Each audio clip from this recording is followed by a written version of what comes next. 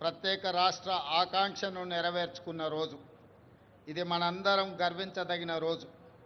ఈ సందర్భంగా 4 కోట్ల తెలంగాణ ప్రజలకు నా శుభాకాంక్షలు తెలియజేస్తున్నా. మిత్రులారా, ఈరోజు రాష్ట్ర ప్రజల కలలను నిజం చేసిన శ్రీమతి సోనియా గాంధీ గారికి కృతజ్ఞతలు తెలుపుకుంటూ తెలంగాణ అమరవీరులకు ఘన నివాళులు అర్పిస్తున్నాను. స్వేచ్ఛ, సామాజిక న్యాయము, సమాన అవకాశాల కోసం దశాబ్దాలుగా పోరాడి తెలంగాణ రాష్ట్రాన్ని సాధించుకున్నాం. రాష్ట్రం ఏర్పడి 10 ఏళ్లు గడిచినా ప్రజల ఆకాంక్షలు నెరవేరలేదు. అందుకే 10 ఏళ్ల ఆధిపత్యాన్ని తిరస్కరించి ప్రజలు ప్రజాప్రభుత్వాన్ని ఏర్పాటు చేసుకున్నారు.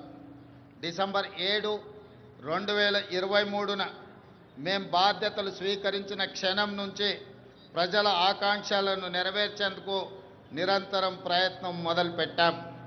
మేం బాధ్యతలు చేపట్టే నాటికి రాష్ట్ర ఆర్థిక వ్యవస్థ అస్తవ్యస్తమైనది. వ్యవస్థలన్నీ నిర్వీర్యమయ్యాయి. జరిగిన తప్పిదాలను సరిదిద్ది రాష్ట్రాన్ని గాడిన పెట్టాల్సిన బాధ్యత మాపై ఉంది. ఇది నల్లేరుపై నడక కాదని మాకు తెలుసు. అయినా ప్రజా ఆకాంక్షలను నెరవేర్చే ప్రజాప్రభుత్వ ఎజెండాగా తెలంగాణ పునర్నిర్మాణ దశగా ప్రయత్నిస్తూ ముందుకు వెళ్తున్నాం. మిత్రులారా, కట్టు బానిసత్వాన్ని, వ్యక్తి చాకిరిని తెలంగాణ సమాజం ఏమాత్రము సహించదు. అందుకే ప్రజాప్రభుత్వంలో ప్రజల ఆలోచనలే మా ఆచరణగా ముందుకు వెళ్తున్నాం. గత 10 ఏళ్ల నిర్వీర్యమైన వ్యవస్థలను ఒక్కొక్కటిగా చక్కదిద్దుతున్నాం.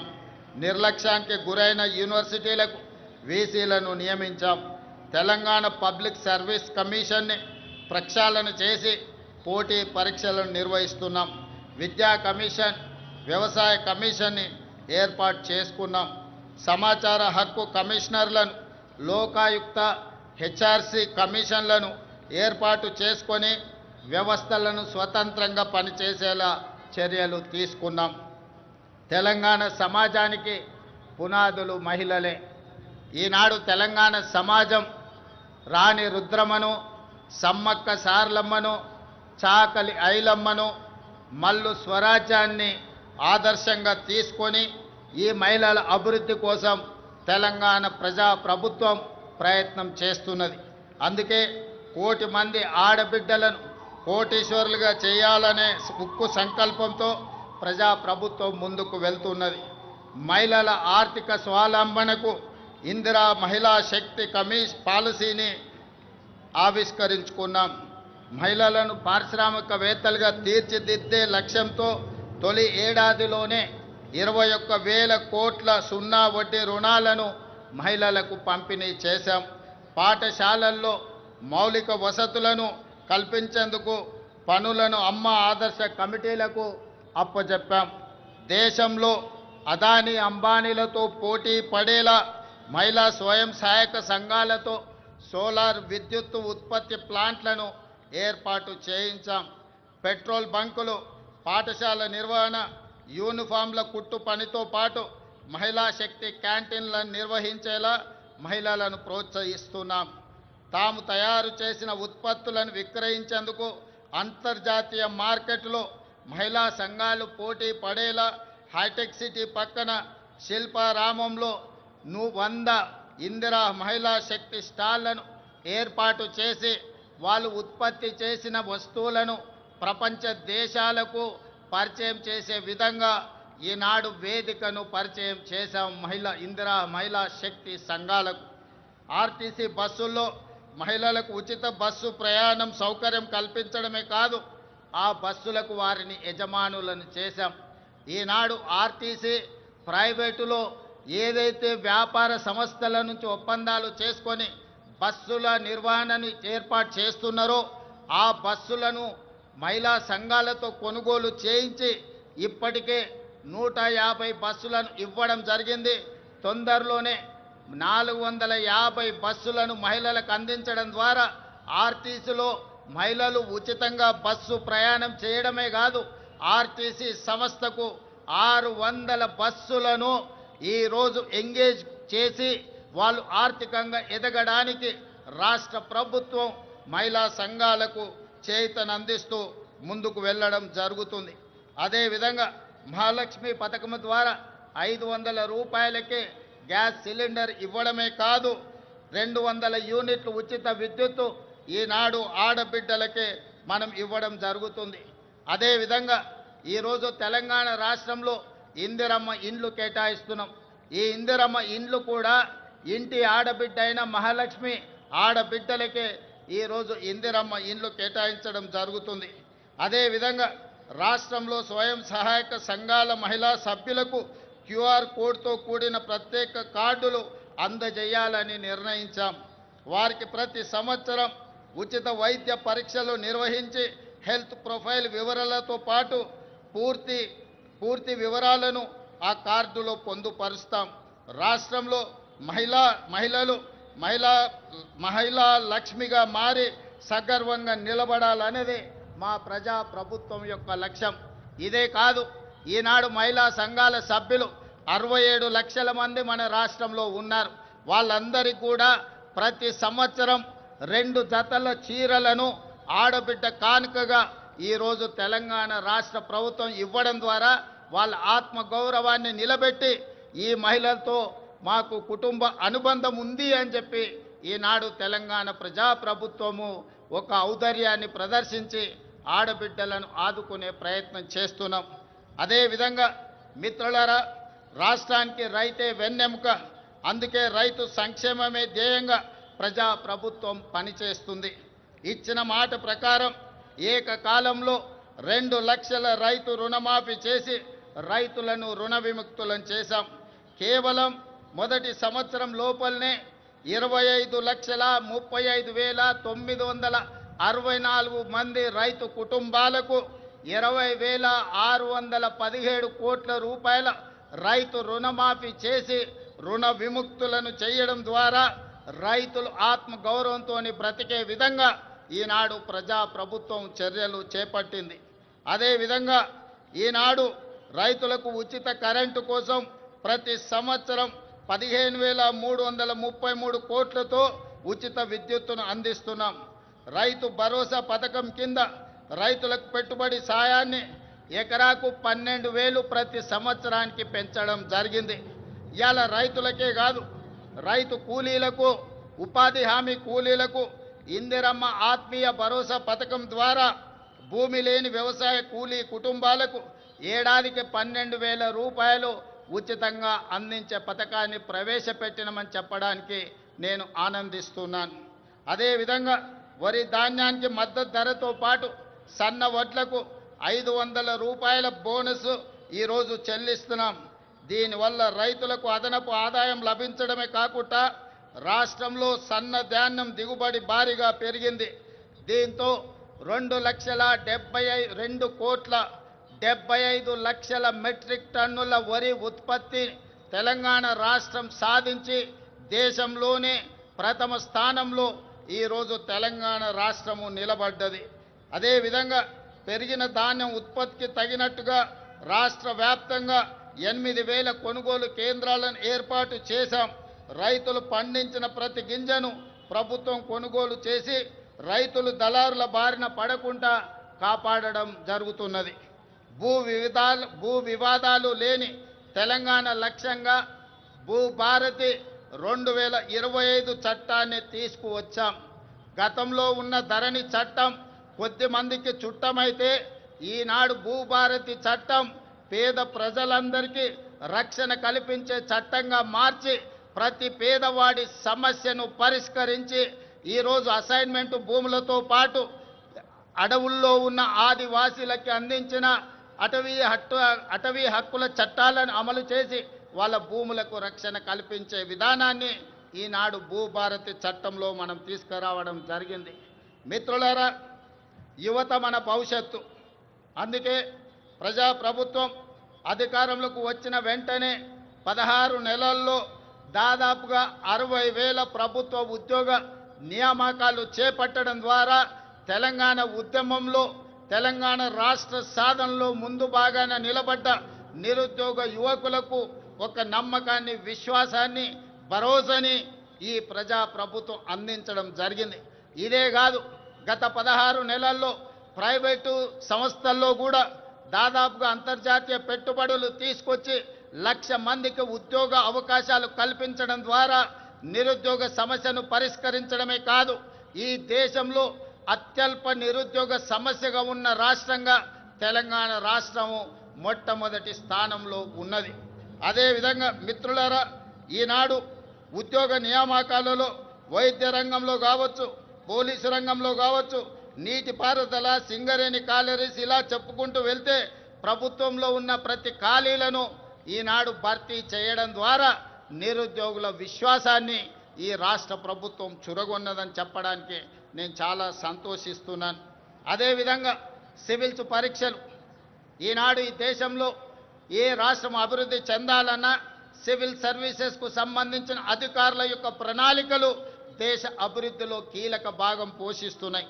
తెలంగాణ రాష్ట్రం నుంచి సివిల్ సర్వీసుల్లో ఆశించిన మేరకు మన విద్యార్థులకు అవకాశాలు రాకపోవడం వల్ల తెలంగాణ రాష్ట్ర ప్రభుత్వం సివిల్ సర్వీసెస్కు ప్రిపేర్ అవుతున్న వాళ్లకు హైదరాబాదు నగరంలోనే కాదు, ఢిల్లీలో కూడా శిక్షణ పొందడానికి రాజీవ్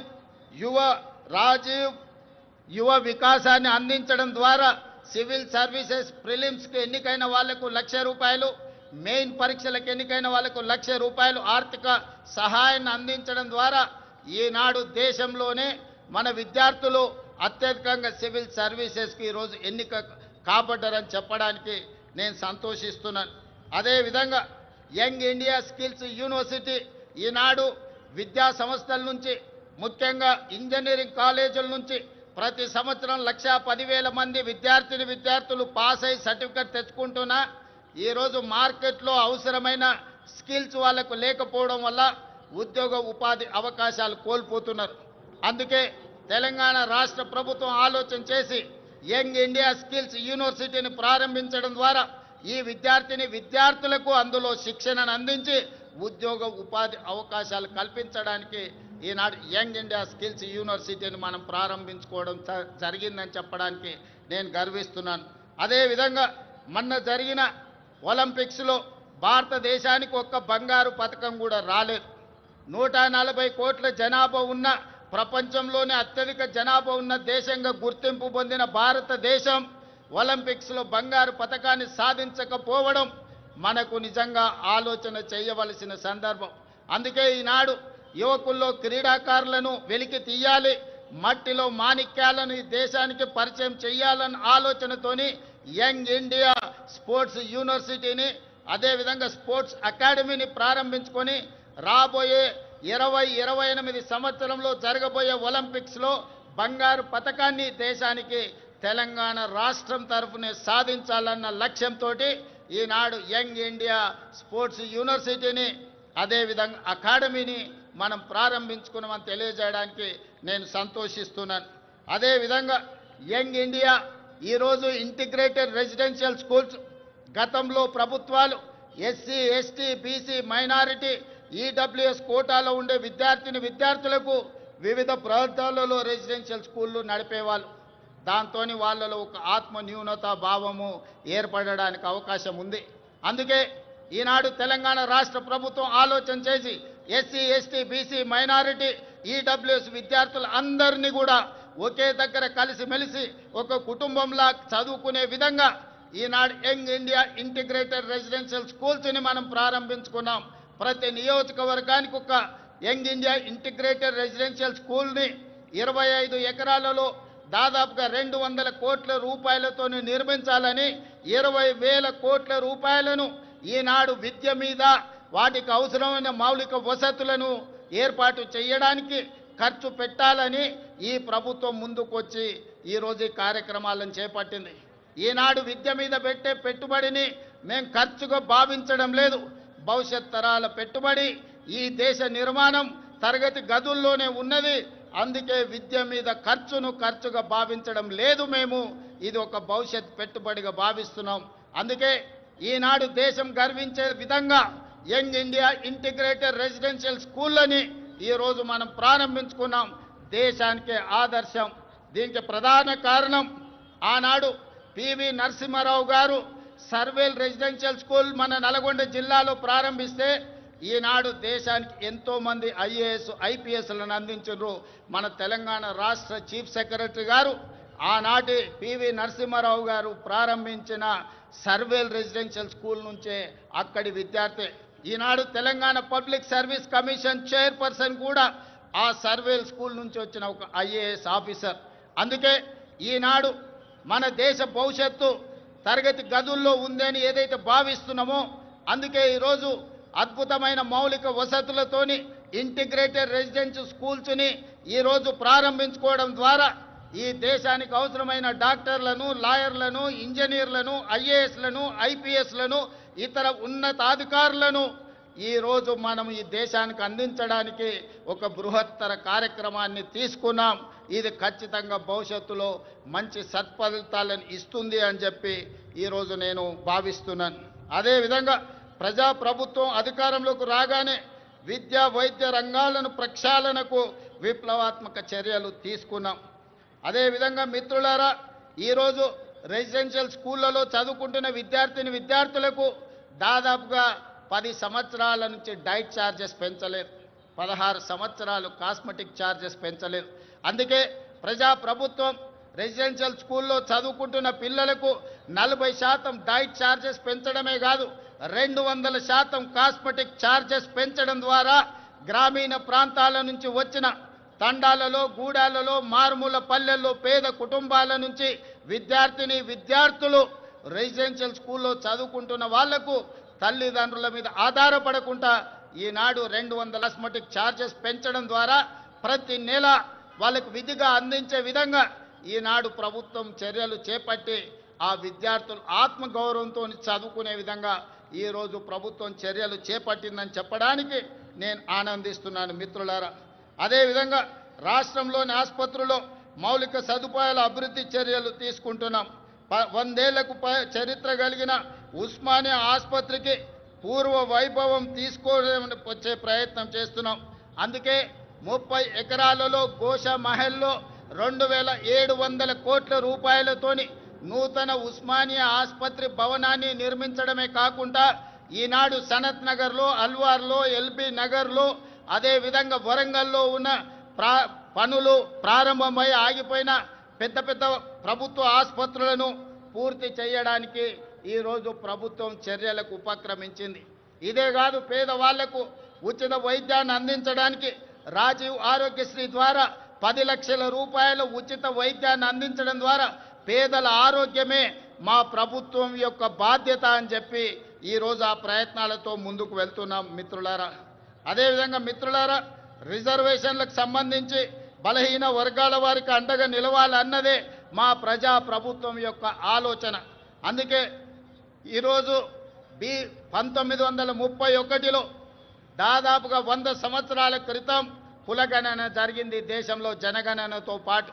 మళ్ళీ 2024-25లో ప్రజా ప్రభుత్వం 100 సంవత్సరాల తర్వాత ఈ దేశంలోనే మొట్టమొదటి రాష్ట్రంగా జనగణనతో పాటు కులగణన లెక్కలు తీసి ఈనాడు 100 సంవత్సరాల సుదీర్ఘమైన సమస్యకు ఈరోజు శాశ్వత పరిష్కారం చూపించింది. ఈరోజు ఈ లెక్కలు తీయడం ద్వారా వాస్తవంగా ఉన్న 56.36% ఉన్న బలహీన వర్గాల లెక్కలు తీసి వాళ్లకు 42% రిజర్వేషన్లు, విద్య, ఉద్యోగ, రాజకీయ అవకాశాలు కల్పించాలని ఈనాడు తెలంగాణ ప్రభుత్వం ఈ చర్యలతో ముందుకు వెళుతుంది. ఈరోజు తెలంగాణ రాష్ట్ర ప్రభుత్వం తీసుకున్న ఈ విప్లవాత్మకమైన నిర్ణయం వల్ల కేంద్ర ప్రభుత్వం కూడా రాబోయే జనగణనలో కులగణన చేపట్టాలని నిర్ణయం తీసుకున్నది. తెలంగాణ రాష్ట్రం దేశానికే ఆదర్శంగా నిలబడి కులగణన చేసిందని చెప్పడానికి నేను చాలా సంతోషిస్తున్నాను. అదేవిధంగా మీకందరికీ తెలుసు, ఎస్సీ కులాల ఉపకులాల వర్గీకరణ దాదాపుగా 40 సంవత్సరాల నుంచి ఎన్నో పోరాటాలు చేసి ఎంతోమంది అమరులై సుప్రీంకోర్టు జడ్జిమెంట్ తీసుకొస్తే ఎస్సీ కులాల వర్గీకరణ మొట్టమొదటి రాష్ట్రం తెలంగాణలోనే మా ఎస్సీలకు ఉన్న 15% రిజర్వేషన్ని గ్రూప్ 1కు 1%, గ్రూప్ 2కి 5%, గ్రూప్ 3కి 9% ఇవ్వడం ద్వారా ఎస్సీ కులాల వర్గీకరణ చేసి దేశంలోనే మొదటి రాష్ట్రంగా వర్గీకరణ చేసిన రాష్ట్రంగా మనం ముందు బాగాన నిలబడ్డాం. అంటే ఈనాడు తెలంగాణ ప్రజా ప్రభుత్వం బలహీన వర్గాలకు ఎస్సీలకు సంబంధించిన ఎంతో దీర్ఘకాలికంగా సమస్యలుగా ఉన్న వాటిని శాశ్వత పరిష్కారం చూపించడం ద్వారా ఇతర రాష్ట్రాలకు దేశానికి ఆదర్శంగా నిలబడ్డామని చెప్పడానికి నేను గర్వపడుతున్నాను. మిత్రులారా, అదేవిధంగా సంక్షేమ పథకాలను పటిష్టంగా అమలు చేసి పేదలకు ప్రజా ప్రభుత్వం అండగా నిలుస్తుంది. ఇల్లు లేని నిరుపేదల కోసం ఇందిరమ్మ ఇండ్ల పథకం ద్వారా ఇంటి నిర్మాణానికి 5 లక్షల ఆర్థిక సహాయం అందిస్తున్నాం. ఈ పథకం ద్వారా 4,50,000 ఇండ్లను ఈ సంవత్సరం పేదలకు అందించడం ద్వారా 22,500 కోట్ల రూపాయలు ఖర్చు పెట్టి పేదలను ఇంటి వాళ్ళను చేయడం ద్వారా ఆత్మగౌరవంతో బ్రతికే విధంగా ఈనాడు పేదలను ఆదుకోవడానికి మన ప్రభుత్వం ఇందిరమ్మ ఇండ్ల సంక్షేమ పథకాన్ని ముందుకు తీసుకువెళ్తున్నదని చెప్పి మీ అందరికీ చెప్పడానికి నేను సంతోషిస్తున్నాను. అదేవిధంగా ఇప్పటి వరకు 5,364 ఇందిరమ్మ లబ్ధిదారులకు 53,64,00,000 రూపాయలు నేరుగా లబ్ధిదారుల ఖాతాలోనే వేయడం జరిగింది. అదేవిధంగా మిత్రులారా, పేదల ఆకలి తీర్చడమే కాదు, వారి ఆత్మగౌరవంతో జీవించేలా సన్న బియ్యం పథకాన్ని ప్రారంభించాం. సంక్షేమ పథకాల చరిత్రలో సన్న బియ్యం ఒక ట్రెండ్ సెట్టర్. తెలంగాణలో 3 కోట్ల మంది సన్న బియ్యం పథకం ద్వారా లబ్ధి పొందుతున్నారు. ఖమ్మం జిల్లా సారపాకలో స్వయంగా నేనే సన్న బియ్యం లబ్ధిదారులు ఇంటికి వెళ్ళి ఆ గిరిజన కుటుంబంతో కలిసి సహపంక్తి భోజనం చేసినప్పుడు ఆ కుటుంబ సభ్యుల కళ్ళల్లో చూసిన ఆనందం జీవితకాలం నాకు గుర్తుండిపోతుంది. ఎందుకంటే ఒకనాడు రేషన్ షాపుల్లో ఇచ్చే దొడ్డు బియ్యం మిల్లర్ల మాఫియా లేకపోతే దళారుల మాఫియా చేతుల్లో ఆనాడు వాళ్ళ చేతుల్లో ఉండే. ఈనాడు సన్న బియ్యం ఇవ్వడం ద్వారా 3,10,00,000 మంది తెలంగాణ ప్రజలకు ప్రయోజనం చేరడమే కాకుండా ప్రతి ఒక్కరు ఆ సన్న బియ్యం తెచ్చుకొని ఈరోజు వండుకొని తింటున్నారు. నిజంగా ఇది ఒక గొప్ప విప్లవాత్మకమైన మార్పు. దీనికి ప్రజా ప్రభుత్వం పునాది వేసిందని తెలియజేయడానికి నేను సంతోషపడుతున్నాను మిత్రులారా. అదేవిధంగా పెట్టుబడులు మిత్రులారా, తెలంగాణ రాష్ట్రం సంక్షేమమే కాదు అభివృద్ధిలో కూడా దేశానికి ఆదర్శంగా నిలబడాలని స్టేట్ ఓన్డ్ ట్యాక్స్లో దేశంలోనే మొదటి స్థానంలో ఉన్నాం. అదేవిధంగా స్వదేశీ విదేశీ పెట్టుబడులను ఆకర్షించడంలో తెలంగాణ రాష్ట్రం ఈ దేశంలోనే మొదటి స్థానంలో ఉంది. దాదాపుగా ఈ 18 నెలల్లో 3 లక్షల కోట్ల రూపాయల పెట్టుబడులను ఆకర్షించడమే కాదు, అమెరికా, జపాన్, సింగపూర్, అదేవిధంగా దావోస్ లాంటి నగరాల్లో పర్యటించి ఈ దేశానికి ఈరోజు పెట్టుబడులను సాధించినాం. అదే కాకుండా ఈరోజు జపాన్కి సంబంధించిన మేయర్ గారు ఈ ప్రత్యేక రాష్ట్ర అవతరణ దినోత్సవంలో పాల్గొనడం ద్వారా మనకు స్ట్రాటజిక్ పార్ట్నర్గా మన తెలంగాణ ముఖ్యంగా హైదరాబాదు నగరాన్ని పారిశుద్ధ్య రహిత నగరంగా తీర్చిదిద్దడానికి జపాన్ మనకు సహకరిస్తుంది. అందుకే ఈరోజు రాష్ట్ర అవతరణ దినోత్సవంలో వారు కూడా పాల్గొనడం జరిగింది. వారికి కూడా మనస్ఫూర్తిగా అభినందనలు తెలియజేస్తున్నాను తెలంగాణ ప్రజల తరఫున. అందుకే ఈరోజు తెలంగాణ రాష్ట్ర ప్రభుత్వం భవిష్యత్తు ప్రణాళికలు రచించుకోవడానికి తెలంగాణకు ఒక విజన్ డాక్యుమెంట్ తీసుకురావాలని, ఆ విజన్ డాక్యుమెంటే తెలంగాణ రైజింగ్ 2047. ఈరోజు ఆ పాలసీ డాక్యుమెంట్ ద్వారా రాబోయే తరాలకు భవిష్యత్తు ప్రణాళికలు అందించడమే కాదు, తెలంగాణ రాష్ట్రాన్ని ప్రపంచంతోనే పోటీ పడే విధంగా అభివృద్ధి పదం వైపు నడిపించాలన్న ఒక పాలసీ డాక్యుమెంట్ను తెలంగాణ రాష్ట్రం తీసుకురావడానికి ప్రయత్నం చేస్తుంది అని చెప్పి తెలియజేయడానికి నేను ఎంతో సంతోషిస్తున్నాను. ప్రపంచ నగరాలతో ధీటుగా హైదరాబాదు నగరాన్ని తీర్చిదిద్దేందుకు ప్రణాళికలు రూపొందిస్తున్నాం. మూసీ నదికి పూర్వ వైభవం తెచ్చేందుకు మూసీ పునరుజ్జీవన ప్రాజెక్టును మనం చేపడుతున్నాం. బాపు ఘాట్ను అంతర్జాతీయ స్థాయిలో గాంధీ సరోవర్గా తీర్చిదిద్దాలని మనం అనుకుంటున్నాం. అంతర్జాతీయ ప్రమాణాలతో భారత్ ఫ్యూచర్ సిటీ, ఈ దేశంలో ఏ నగరమైనా ఎప్పుడో పూర్వతరాలు ప్రారంభించిన నగరాలను కొంచెం కొంచెంగా విస్తరించుకుంటూ వస్తున్నాం. కానీ భారతదేశంలో పూర్తి స్థాయి ప్రణాళికబద్ధమైన మహానగరం లేకపోవడం ఒక లోటుగా భావించి ఈరోజు న్యూయార్క్, టోక్యో లాంటి నగరాలతో పోటీ పడే విధంగా భారత్ ఫ్యూచర్ సిటీని మనం ఈరోజు ఎయిర్పోర్టుకు దగ్గరలో ప్రారంభించుకుంటున్నాం. 30,000 ఎకరాలలో ప్రపంచ స్థాయి ప్రమాణాలతో ఈరోజు నూతన నగరాన్ని నిర్మించుకోవడానికి మనం ప్రణాళికలు రచించుకున్నాం, ముందుకు వెళ్తున్నామని తెలియజేయడానికి ఈరోజు సంతోషపడుతున్నాను. ఆ భారత్ ఫ్యూచర్ సిటీలో ఏఐసిటీ, స్పోర్ట్స్ సిటీ, ఫార్మా సిటీతో పాటు లైఫ్ సైన్సెస్, హెల్త్ సిటీలను ఏర్పాటు చేస్తాం. ఇందుకోసం ఫ్యూచర్ సిటీ డెవలప్మెంట్ అథారిటీని ఏర్పాటు చేసినాం. ప్రణాళికలు రచించడానికి పాలసీ డాక్యుమెంట్ను మనం ఇప్పటికే రూపొందించుకున్నాం. తొందరలోనే హైదరాబాదులో నిర్మించబోయే భారత్ ఫ్యూచర్ సిటీ ప్రపంచ పెట్టుబడులకు ఒక కేంద్రంగా మారబోతుందని తెలియజేయడానికి నేను సంతోషపడుతున్నాను. రాష్ట్ర మౌలిక సదుపాయాలలో భాగంగా విమానాశ్రయాల సంఖ్యను పెంచుకునేందుకు చర్యలు తీసుకుంటున్నాం. ఇప్పటికే మనకు తెలంగాణ రాష్ట్రంలో ఉన్నది ఒకే ఒక ఎయిర్పోర్ట్ ఈరోజు మనకు శంషాబాద్లో ఉన్నది.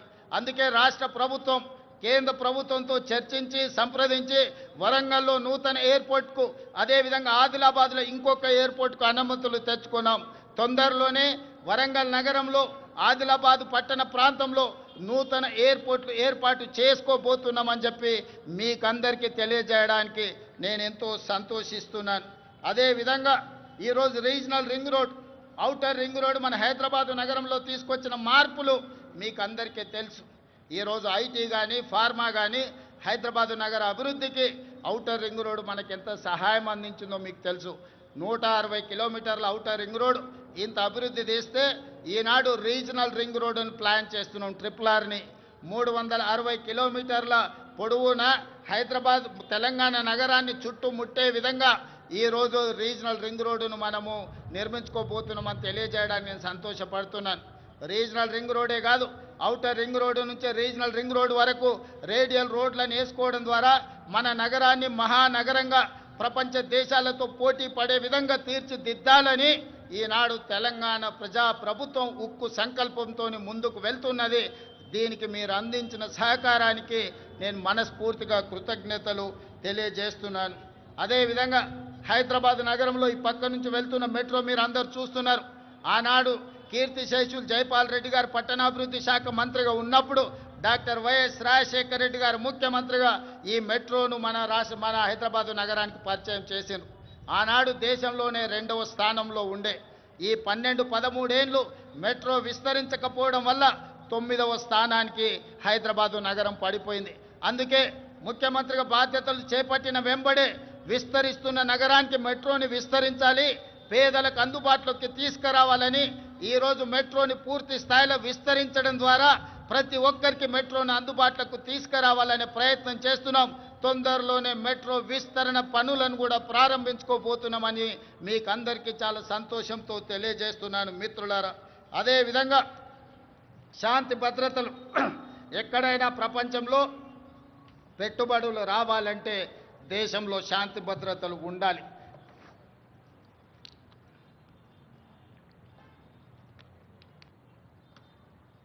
శాంతి భద్రతలు లేని దేశానికి పెట్టుబడులు రావు. అందుకే ఈరోజు హైదరాబాద్ నగరాన్ని, తెలంగాణను దేశంలోనే నెంబర్ 1గా తీర్చిదిద్దిన పోలీసింగ్ వ్యవస్థ ఈరోజు మనకు ఉన్నది. కేంద్ర ప్రభుత్వమే నిర్వహించిన సర్వేలలో తెలంగాణ రాష్ట్ర పోలీసులు అత్యంత పకడ్బందీ శాంతి భద్రతలను కాపాడడంలో దేశంలోనే మనం మొదటి స్థానంలో నిలబడ్డాం. ఇదే కాదు, డ్రగ్స్ను నియంత్రించడంలో కూడా ప్రపంచ దేశాలు పోటీ పడితే మన తెలంగాణ రాష్ట్రానికి మొదటి బహుమతి వచ్చింది. మన అధికారులు దుబాయ్లో ఆ మొదటి స్థానాన్ని, గుర్తింపును, గౌరవాన్ని స్వీకరించడం జరిగింది. అందుకే ఈనాడు మిత్రులారా, తెలంగాణ రాష్ట్రంలో శాంతి భద్రతలు కాపాడడంలో దేశంలోనే మొదటి స్థానంలో ఉండడమే కాదు, ఈరోజు డ్రగ్స్, గంజాయి యువతను నిర్వీర్యం చేస్తుంది. పాఠశాల స్థాయిలోనే ఈ సమస్యను మనం కళ్ళతో చూస్తున్నాం. అందుకే ఈరోజు డ్రగ్స్, గంజాయిని నియంత్రించడమే కాదు, ఉక్కు పాదంతో అణిచివేయాలన్న ఆలోచనతోని పోలీస్ వ్యవస్థను పూర్తిగా ప్రక్షాళన చేసి సంపూర్ణమైన వాళ్ళకు అధికారాన్ని అందించి తెలంగాణ రాష్ట్రంలో గంజాయి అమ్మే వాళ్ళు కానీ, డ్రగ్స్ వినియోగించే వాళ్ళు కానీ కాలు పెట్టాలంటే వెన్నులో చలి జ్వరం వచ్చే విధంగా ఈనాడు మన పోలీసులు పనిచేస్తున్నారు. ఇదే కాదు, సైబర్ క్రైమ్ మీకు తెలుసు, ప్రతిరోజు సైబర్ క్రైమ్ ద్వారా మోసపోయిన వాళ్ళని ఎంతో మందిని టీవీలో పేపర్లలో చూస్తున్నాం. ఈరోజు సైబర్ క్రైమ్లో నష్టపోయిన వాళ్ళను కోట్లాది రూపాయలను రికవరీ చేయడమే కాకుండా దేశంలో అత్యంత పకడ్బందీ సైబర్ క్రైమ్ను నియంత్రించే వ్యవస్థ ఈనాడు తెలంగాణ రాష్ట్ర పోలీసులు నిర్వహిస్తున్నందుకు వాళ్ళని అభినందించడమే కాదు, ఇంత గొప్పగా మనం శాంతి భద్రతలను కాపాడుతున్నామని తెలియజేయడానికి నేను గర్వపడుతున్నాను, నేను ఆనందిస్తున్నాను మిత్రులారా. అదేవిధంగా మిత్రులారా, తెలంగాణ రాష్ట్ర ప్రభుత్వంలో ఈ మధ్య కాలంలోనే భారత్ సమ్మిట్ను మనం నిర్వహించుకోవడం జరిగింది. భారత్ సమ్మిట్ ద్వారా దాదాపుగా 100 దేశాలకు సంబంధించిన ప్రతినిధులు హైదరాబాదు నగరానికి వచ్చి తెలంగాణ రాష్ట్రంలో పెట్టుబడులకు అనువైన అంశాలను, పరిపాలనలో సరళీకృతమైన విధానాలను, అదేవిధంగా ఇక్కడ ఉన్న శాంతి భద్రతలను, ప్రభుత్వం ఇస్తున్న అనుమతులతో పాటు ఇక్కడ ప్రజల యొక్క హక్కులను కాపాడడానికి ప్రజాస్వామిక వ్యవస్థలను బలోపేతం చేసి ప్రపంచానికే ఆదర్శంగా నిలబడి డాక్టర్ బాబాసాహెబ్ అంబేద్కర్ గారు అందించిన రాజ్యాంగాన్ని తూచా తప్పకుండా అమలు చేస్తున్న తెలంగాణ ప్రభుత్వం గురించి భారత్ సమ్మిట్లో 100 పైగా దేశాలు పాల్గొని 3 రోజులు తెలంగాణ రాష్ట్ర ప్రభుత్వం తీసుకుంటున్న చర్యలను నిశితంగా గమనించి వాళ్ళు అభినందించడమే కాదు, 100 దేశాలలో ఈరోజు తెలంగాణ రాష్ట్రం గురించి, హైదరాబాదు నగరం గురించి వాళ్ళు ప్రచారం కల్పిస్తున్నారని చెప్పడానికి నేను సంతోషపడుతున్నాను. అదేవిధంగా ఈరోజు మీకు తెలుసు, ప్రపంచ సుందరి పోటీలు అందాల పోటీలు కాదు, ఇది తెలివికి పరిజ్ఞానికి ప్రపంచానికి పరిచయం చేయడమే కాదు, ఈరోజు తెలంగాణ రాష్ట్రంలో గొప్ప సంపద ఉన్నది.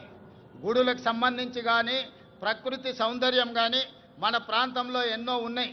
రామప్ప దేవాలయం, 1000 స్తంభాల గుడి, అదేవిధంగా యాదగిరిగుట్ట టెంపుల్, ఈరోజు హైదరాబాద్లో చౌమల ప్యాలెస్ కావచ్చు, చార్మినార్ కావచ్చు, చార్మినార్ ప్రాంతంలో ఉన్న చుడీ బజార్ కావచ్చు, లాడ్ బజార్ కావచ్చు, ఇలా తెలంగాణ రాష్ట్రంలో ఉన్న గొప్ప గొప్ప కట్టడాలను, అదేవిధంగా ఈ అంతర్జాతీయ స్థాయిలో మన ఉత్పత్తి చేస్తున్న ప్రోడక్ట్స్ని అన్నిటిని కూడా ప్రపంచానికి పరిచయం చేయడానికి ఈరోజు ప్రపంచ సుందరి పోటీలను నిర్వహించడం జరిగింది. ప్రపంచంలోనే ఒక్క గొప్ప పిల్లల మర్రిగా పాలమూరు జిల్లాలో ఉన్న పిల్లల మర్రిని ఈ పర్యాటకులు వచ్చి చూడడం జరిగింది. ఈరోజు 108 దేశాలకు సంబంధించిన ప్రతినిధులు ఈ ప్రపంచ సుందరి పోటీలలో పాల్గొనడం జరిగింది. 25 రోజులు ఇక్కడ అన్ని రకాలుగా రక్షణ కల్పించి అన్ని ఏర్పాట్లను మన టూరిజం డిపార్ట్మెంట్ చేయడం ద్వారా ఈరోజు ప్రపంచానికే హైదరాబాదు నగరం, తెలంగాణ రాష్ట్రం పెట్టుబడులకు అనువైన కేంద్రంగా ప్రభుత్వం ఇతర దేశాల నుంచి వచ్చిన పర్యాటకులకు రక్షణ కల్పిస్తుంది. వాళ్ళందరూ కూడా ఈ రాష్ట్రంలో పర్యటించవచ్చు.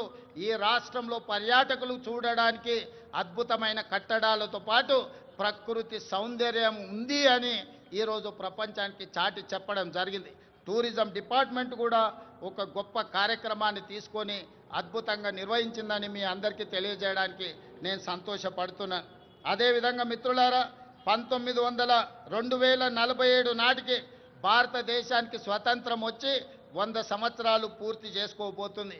1947 15 ఆగస్టు నాడు స్వతంత్రం వస్తే 15 ఆగస్టు 2047 నాటికి 100 సంవత్సరాలు మనము ఈ స్వేచ్ఛను ఈరోజు మనం అనుభవిస్తున్న స్వతంత్రాన్ని పూర్తి చేసుకోబోతున్నాం. కాబట్టి 100 సంవత్సరాల స్వతంత్రాన్ని నిర్వహించుకోబోతున్న మనము ఒక గొప్ప లక్ష్యంతో తెలంగాణ రాష్ట్రాన్ని అభివృద్ధి పదం వైపు నడిపించాలని ఈనాడు ప్రజాప్రభుత్వం నిర్ణయం తీసుకున్నది. దాంట్లో భాగంగానే తెలంగాణ రైజింగ్ 2047 అనే ఒక పాలసీ డాక్యుమెంటును, ఒక విజన్ డాక్యుమెంటును తీసుకురావడం ద్వారా ప్రపంచంతో పోటీ పడాలి అని ఈరోజు మనం నిర్ణయించుకున్నాం. అందుకే 2047 నాటికి భారతదేశం $30 ట్రిలియన్ ఎకానమీకి చేరాలని ప్రయత్నం చేస్తున్నది, లక్ష్యం పెట్టుకొని పని చేస్తున్నది. మరి భారతదేశం ప్రభుత్వం $30 ట్రిలియన్ ఎకానమీని ఈరోజు దృష్టిలో పెట్టుకొని ప్రణాళికలు చేసుకుంటే తెలంగాణ రాష్ట్ర ప్రభుత్వం అందులో భాగస్వామి కావాలి, అగ్రభాగాన నిలబడాలి అని తెలంగాణ రైజింగ్ 2047 పాలసీ డాక్యుమెంట్ తీసుకొచ్చినాం. అందుకే ఈరోజు పరిశ్రమల కోసం, వ్యాపార సంస్థల కోసం, విద్యా ఉపాధి అవకాశాల కోసం అన్ని రకాలను మనం ఈ రోజు అన్ని రకాల పాలసీలను తెచ్చుకోవడమే కాకుండా energy policy, tourism policy, industrial policy, investment policy, అదేవిధంగా హెల్త్ పాలసీ, ఇట్లాంటి పాలసీలన్నీ కూడా తెలంగాణ రాష్ట్ర ప్రభుత్వం ఈ మధ్యలోనే ప్రజలకు పరిచయం చేయడం జరిగింది. ఈ పాలసీలన్నిటిని కలిపితే తెలంగాణ రైజింగ్ 2047 తద్వారా తెలంగాణ రాష్ట్రాన్ని ప్రపంచంతో పోటీ పడే విధంగా తీర్చిదిద్దాలన్నదే మా ఆలోచన. అందులో భాగంగా రాబోయే 10 సంవత్సరాలలో తెలంగాణ రాష్ట్రం యొక్క ఆదాయాన్ని $1 ట్రిలియన్ ఎకానమీగా మార్చి అదేవిధంగా 2047 నాటికి దేశం $30 ట్రిలియన్ ఎకానమీకి చేరాలంటే తెలంగాణ రాష్ట్రం $3 ట్రిలియన్ ఎకానమీగా మారాలి అని ఈరోజు లక్ష్యం పెట్టుకొని ముందుకు వెళ్తున్నాం. ఈరోజు దేశ జనాభాలో 2.5% ఉన్నాం, కానీ జీడిపిలో 5% మనం అందిస్తున్నాం. రేపు భవిష్యత్తులో 2047 నాటికి 10% జీడిపిని అందించే విధంగా తెలంగాణ రాష్ట్రాన్ని తీర్చిదిద్దాలంటే industrial policy, infrastructure policy, investment policies అన్నిటిని కూడా తీసుకొచ్చి ఈ దేశంలోనే అగ్రగామిగా రాష్ట్రాన్ని తీర్చిదిద్దాలని మేము ప్రయత్నం చేస్తున్నాం. అందుకే మిత్రులారా, ముఖ్యంగా యువ మిత్రులారా, డాక్టర్లు, లాయర్లు, ఇంజనీర్లు, ఈ సమాజంలో ఉన్న ఐఏఎస్, ఐపీఎస్లకు అందరికీ, వ్యాపార వర్గాలకు నా సూచన ఒక్కటే: తెలంగాణ రాష్ట్ర ప్రభుత్వం ఏ లక్ష్యంతోనైతే ముందుకు వెళ్తుందో, ఏ లక్ష్యాన్ని సాధించాలి, ఏ లక్ష్యాన్ని ముద్దాడాలి అని మేము ముందుకు బయలుదేరినామో మీ ఆశీర్వాదం ఉండాలి, మీరు అండగా నిలబడాలి. ఈనాడు తెలంగాణ రాష్ట్రం దేశానికి కాదు ప్రపంచానికి ఆదర్శంగా తీర్చిదిద్దాలంటే మీరందరూ అండగా నిలబడండి, ఆశీర్వదించండి. ప్రపంచంలోనే అగ్ర రాష్ట్రంగా తెలంగాణ రాష్ట్రాన్ని తీర్చిదిద్ది ఆదర్శమైన రాజకీయాలకు, ఆదర్శవంతమైన అభివృద్ధికి తెలంగాణ రాష్ట్రం కేర్ ఆఫ్ అడ్రస్గా తీర్చిదిద్దుతాం. హైదరాబాదు నగరాన్ని ప్రపంచ నగరాలతో పోటీ పడే విధంగా తీర్చిదిద్దాలి. దీనికోసం నిరంతరం పనిచేసే ప్రభుత్వ సిబ్బందే కాదు, రాజకీయ సహచరులందరూ కూడా సంపూర్ణమైన సహకారాన్ని అందిస్తున్నారు. ప్రజలందరికీ 4 కోట్ల తెలంగాణ ప్రజలకు నూతన రాష్ట్ర ఏర్పాటు శుభాకాంక్షలు తెలియజేయడమే కాదు, భవిష్యత్తు లక్ష్యాన్ని దృష్టిలో పెట్టుకొని మనందరం కలిసికట్టుగా ఏకమై మనందరం కూడా ముందుకు సాగాలి. మీ అందరి ఆశీర్వాదం ఉండాలి. తప్పకుండా తెలంగాణ రాష్ట్రాన్ని దేశంలో అగ్రగామి రాష్ట్రంగా నిలబెడతానని మీకు అందరికీ తెలియజేస్తూ మీ అందరి దగ్గర సెలవు తీసుకుంటున్నా. ధన్యవాదాలు మిత్రులారా. Thank you, Honorable Chief Minister, sir, for the progressive